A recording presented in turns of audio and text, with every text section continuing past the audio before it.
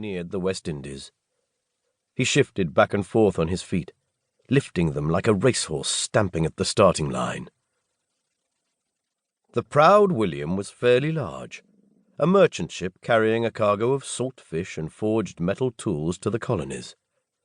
But when he'd attempted even a light trot around the main deck, the crew had reacted with consternation at best, hostility at worst.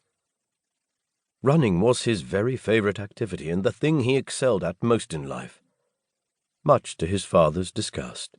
Swimming in the lake in summertime, cutting through the placid water with sure, even strokes, was a joy as well. To be surrounded now by endless water but unable to dive in and soothe his cramped muscles was the worst torture. He'd asked the captain if he could at least climb the mast or sail rigging and had been flatly refused. So he stood by the starboard rail and sometimes paced, careful to stay out of the crew's way. At least he had been told their progress was swift, and that after a month's voyage, 31 days and some 13 hours since they left England to be exact, they would reach the island in a fortnight if the wind held. He was informed that some ships took several months to reach the colonies. Ships could leave London the same day and arrive weeks or more apart. Such was the way of the sea. Staring out at the nothingness, he stopped his restless shifting and squinted. The weak sliver of moon had valiantly escaped the clouds for a moment, and Nathaniel thought he spotted a strange kind of movement. The night took on shape before becoming uniform once more. Perhaps it had been a great ocean creature surfacing, a whale or giant squid, or some kind of mysterious monster. He chuckled. Earlier that evening, Susanna had read aloud fables from one of the old leather-bound tomes they'd brought from home, and his imagination was clearly running wild.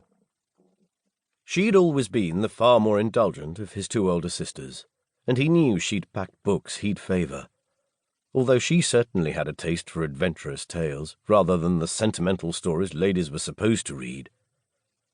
They'd both enjoyed the diary of a naval captain who'd served on several ships of the line and described life aboard in vivid detail.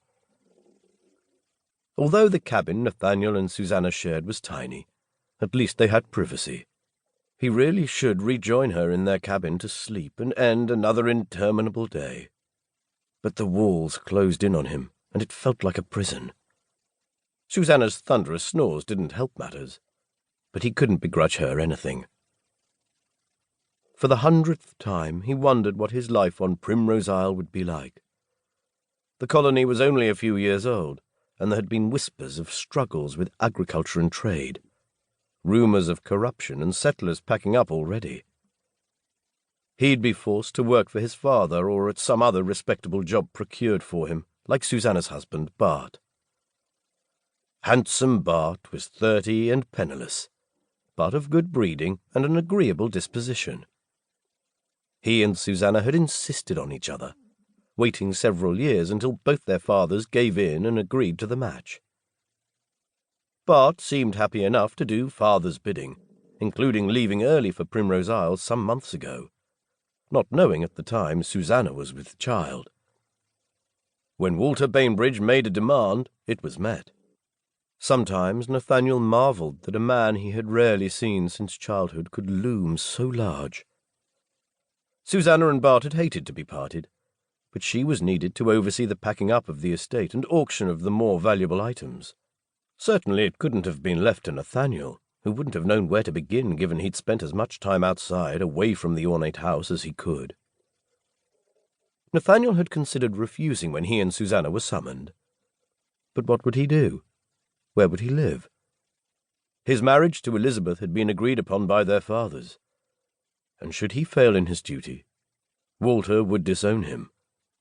He'd have nothing, not even a roof over his head. Bile rose in his throat. No, that would not do. So onward to Primrose Isle he went, to marry as his father saw fit.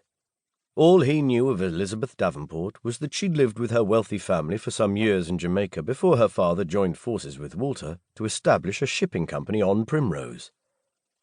Well, he also knew her writing was unfailingly neat, and from Susanna's recounting of the letter,